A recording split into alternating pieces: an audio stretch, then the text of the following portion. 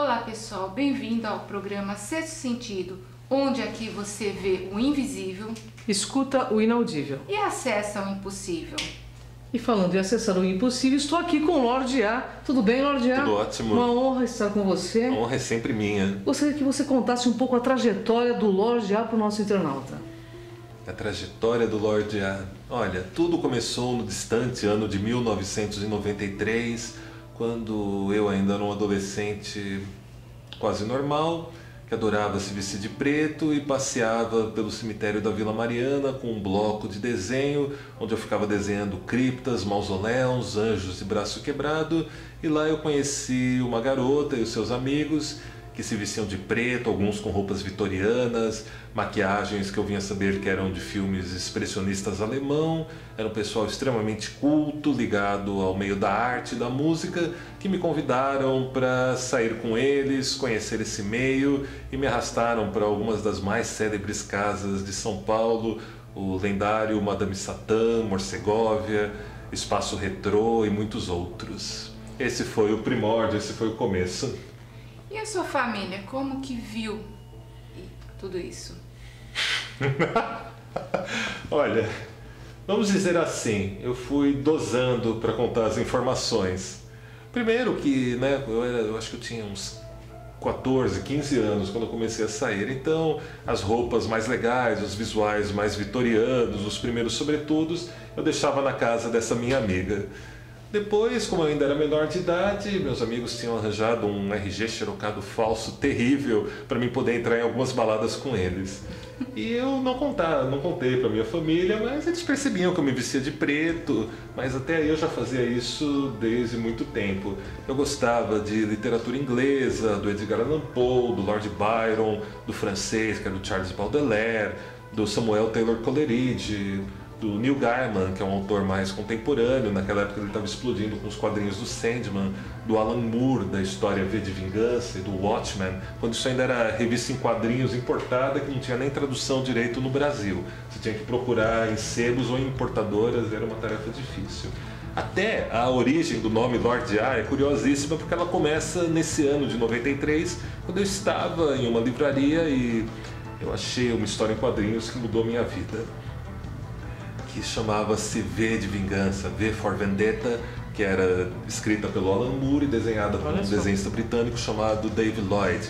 A história trazia um herói anarquista que vestia uma máscara, uma roupa de um personagem britânico chamado Guy Fawkes, e ele combatia um sistema cruel nazista num futuro alternativo. Eu, quando vi aquele personagem, me identifiquei demais, comprei a revista com as minhas parcas economias da época, e foi algo bem caro, e no final tinha uma entrevista com Alan Moore e com David Lloyd, contando como eles criaram o personagem, como a história era de 83, 10 anos antes, já era nos tempos da Margaret Thatcher, a Dama de Ferro, que conduziu a Inglaterra com punhos literalmente de ferro. E a história não ia se chamar V de Vingança, ia se chamar A de Anarquia. E quando eu vi aquele A, eu pirei, eu achei o máximo e falei, já sei, eu tenho um nome noturno. Embora eu nem soubesse muito bem o que era isso naquela época, mas todos os meus amigos falavam que eu era muito educado, que eu era muito culto e gostava demais do Lord Byron, e não tardou para juntar as duas coisas e assim surgiu o Lorde A. Lorde A, inclusive, admirado por Anne Rice. Fala um pouquinho disso, Lorde. Bom, Anne Rice, se o Alan Moore e o David Lloyd são os meus pais da criatividade, Anne Rice, sem sombra alguma de dúvida, é minha grande musa inspiradora na arte da criatividade, na literatura. Ela foi a criadora de Entrevista com o Vampiro, do Vampiro Lestat, que é um personagem que fala diretamente ao meu coração como mais nenhum outro. E há algumas semanas atrás, algumas das minhas ilustrações foram elogiadas pela Anne Rice no Facebook, o que foi uma experiência indizivelmente bela para mim, que me fez voltar a trabalhar com as minhas ilustrações, tirar muita coisa que estava guardada nos arquivos do meu computador, inclusive um projeto de um baralho de tarô que eu vim ilustrando há quase 10 anos, que eu retomei, publiquei algumas artes. foi, assim, foi uma coisa assim, fantástica. Meu, Anne Rice, eu cresci lendo as obras dela ali em 93. O Vampiro Lestat, o Vampiro Lou e o Armand eram personagens que ocupavam a minha mente e dominou boa parte da minha vida criativa como escritor, como desenhista, como artista plástico e mesmo até como promotor de eventos na cena gótica, que foi uma carreira que eu assumi futuramente. E até o meu visual de DJ é muito inspirado no Vampiro Lestat. Verdade. Eu gostaria de fazer uma pergunta, Lorde A. Claro. Esse símbolo que você tem aqui... Esse aqui, né? Isso. Vamos tirar um close, produção? Esse aqui é o Ankh Strigoi.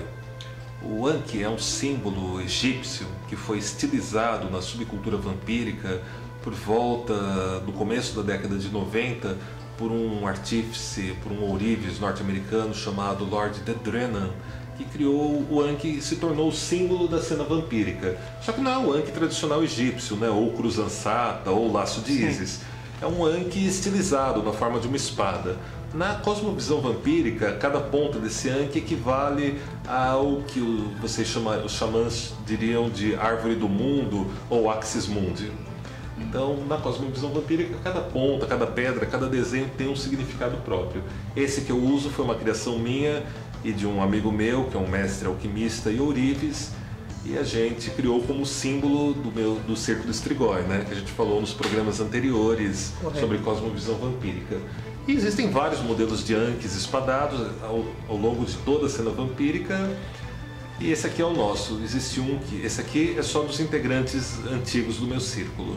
Existe um outro modelo dele que a gente criou para atender a demanda das pessoas que gostavam das minhas criações e que a gente comercializa, que é o Ankh do Luar Negro, que eles podem achar lá no Empório Vampírico do site redvamp.com.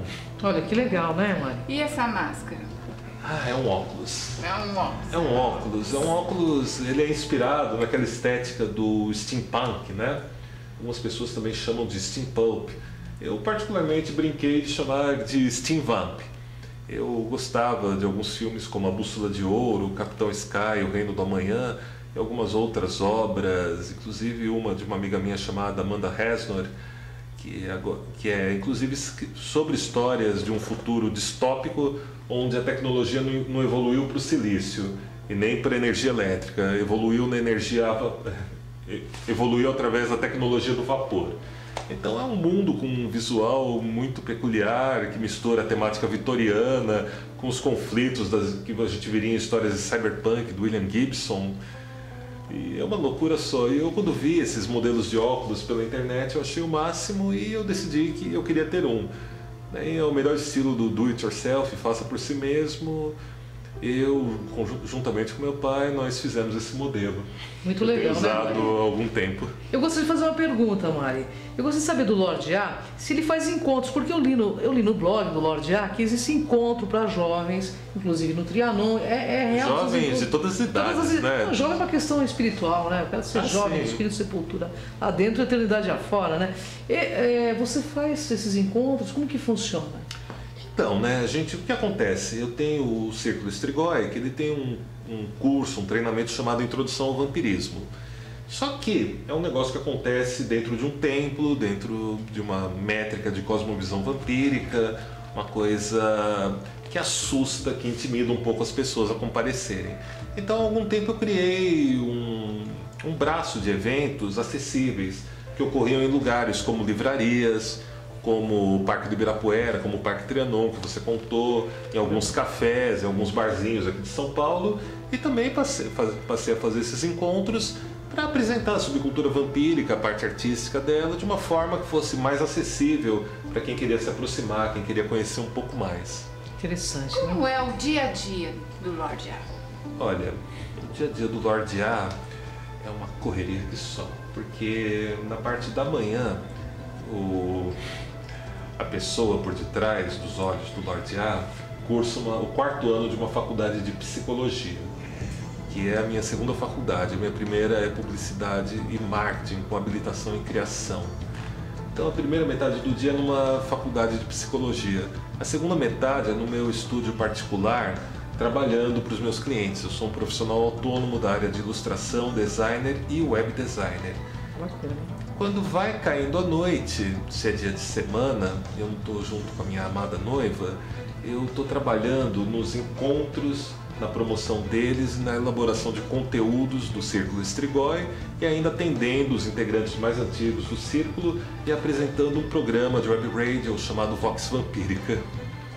Então tá, o dia é repleto, né? É um dia e noite, repleto, né? sim. Dia e noite. Quando chega na sexta-feira, se eu não tenho que discotecar em alguma festa como DJ convidado aqui em São Paulo, ou em Brasília, ou em outras cidades, eu muitas vezes tenho que produzir, sou produtor de alguns eventos nas sextas ou nos sábados, e aí desloco toda uma estrutura da equipe que eu comando para produzir tudo isso.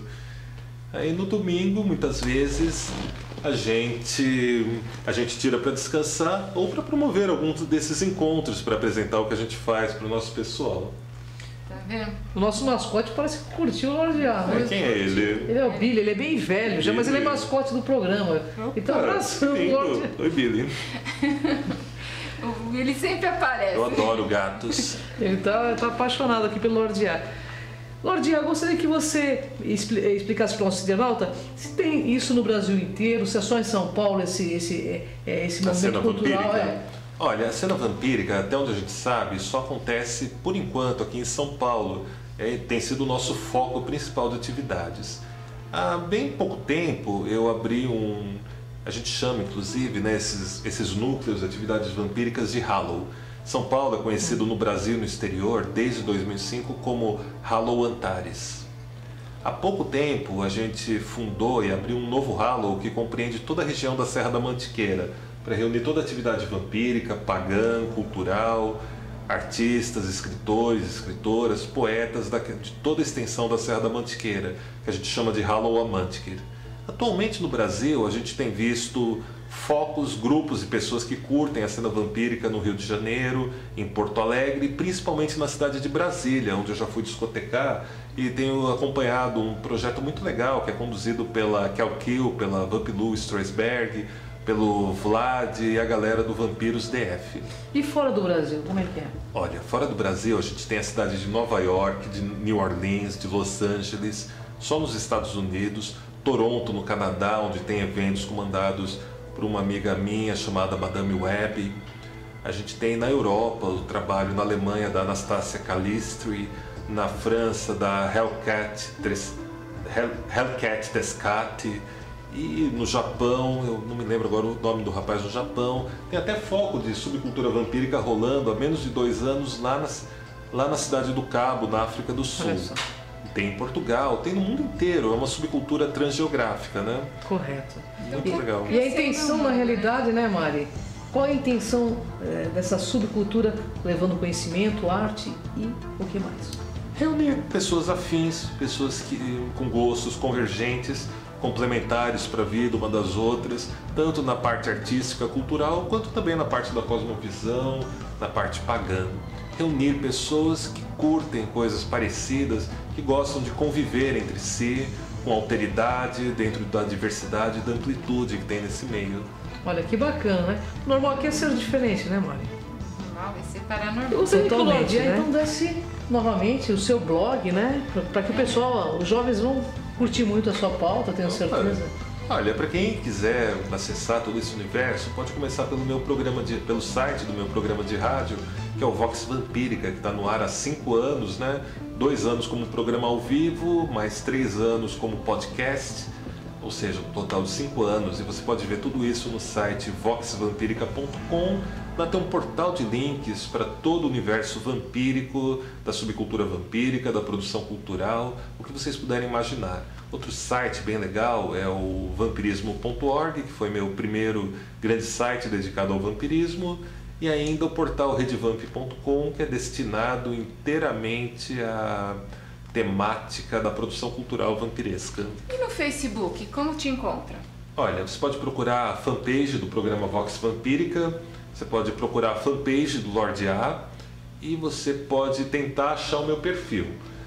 Mas o nome é um pouco difícil, que é o nome que está por detrás do Lorde A, que é Atsikersus Sahasra. E que significa? Bom, Atsikersus É o nome de um deus do submundo, muito próximo do Hades dos gregos, do Plutão dos romanos, que assombrava, junto com a sua amada Atziquerza, a região ali do sul da França, e mais próximo da região da ilha de Córcega, dos famosos, aliás, não tão famosos, né, porque é super lado B, dos mistérios cabíricos, que eram os equivalentes daquela região dos mistérios eleusianos da Grécia.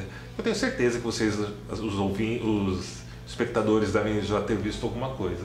Então era esse deus do submundo. Sahasra é o nome da dinastia que eu integro, que começou nos anos 70, uma dinastia vampírica, a primeira de todas, e que permanece ativa até os dias de hoje, comandada pela nossa matriarca, a Silk Rose e Goddess Rosemary. Vocês viram o post de cultura, o blog dele é belíssimo, é super lírico, super plugado em cultura. E aqui, cultura é espiritualidade. Espiritualidade também é cultura. É isso aí. Até o próximo Sexto Sentido.